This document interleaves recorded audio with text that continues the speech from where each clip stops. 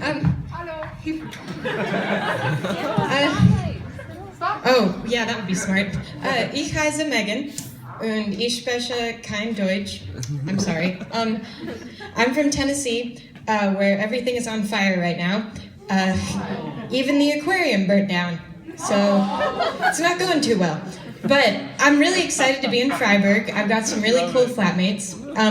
One of them, she always gets home really late, and I didn't actually get to meet her until I had heard her having sex in the room next to me for 2 nights in a row. So on that third morning, she was like, "It's so nice to meet the American." And I said, "It's nice to meet you. I know what you sound like when you're brushing your teeth." So I know humor is a little hard to translate, but I think one problem that people have all across the world is being awkward at relationships. So, I'm going to talk about how bad I am with guys. So, I know you've all heard of the friend zone, but have you heard of the sister of God zone? So, a couple summers ago, I was flirting with this guy, and he couldn't have his first kiss until he got married because he's really religious. And so he was like, "Look, Megan, I really like you and I want to get with you, but I also love you as a sister in the Lord and Savior Jesus Christ. And your eternal salvation and glory and the Savior of your soul is more important than my dick right now."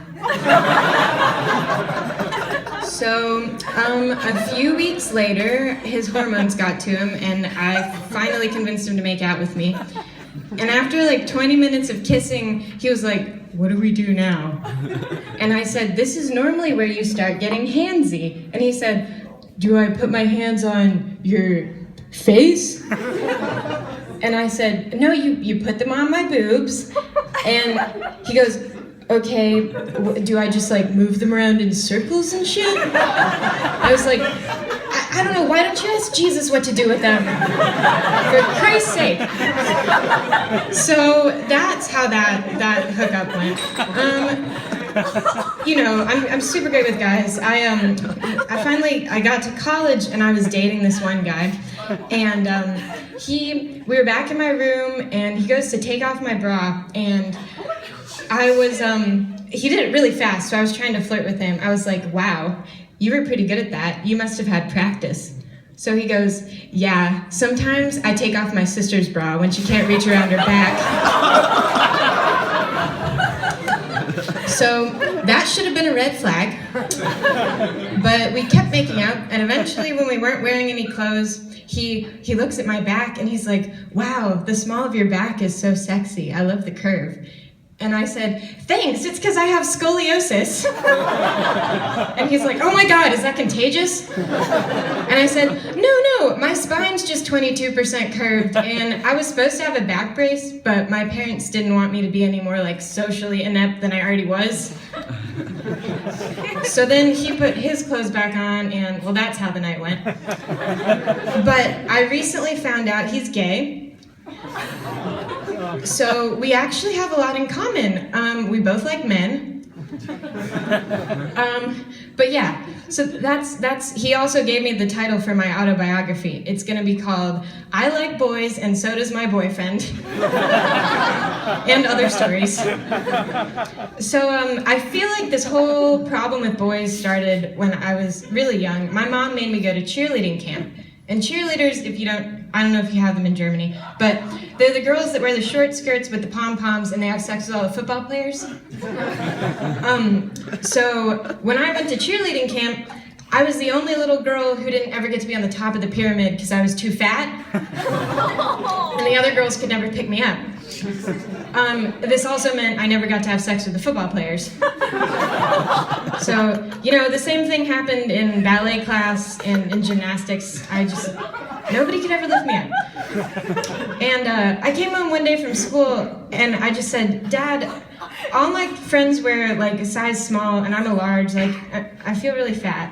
And he's like, "No, Megan, you just weigh like 30 pounds more than most of your friends. And I just started crying and like ran up to my room.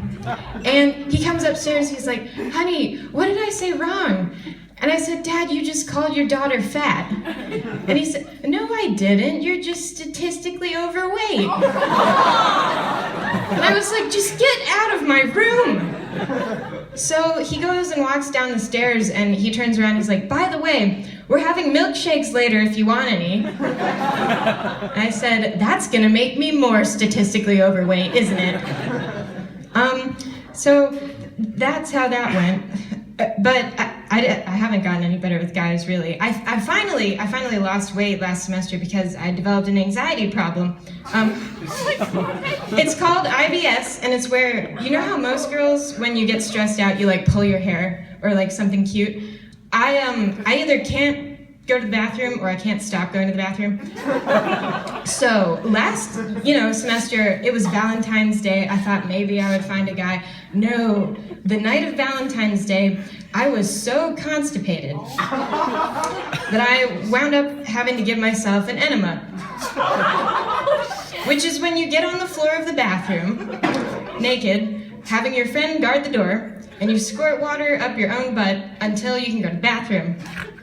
So after I survived that, my friend took me back to my room, and she went on a date because it was Valentine's Day. And she came back home, and she said, oh, I lost my virginity tonight. And I said, wow, it sounds like we both got penetrated in new places. So just remember, sometimes life is shiza. But if it wasn't, you'd be constipated. So, Dankeschön.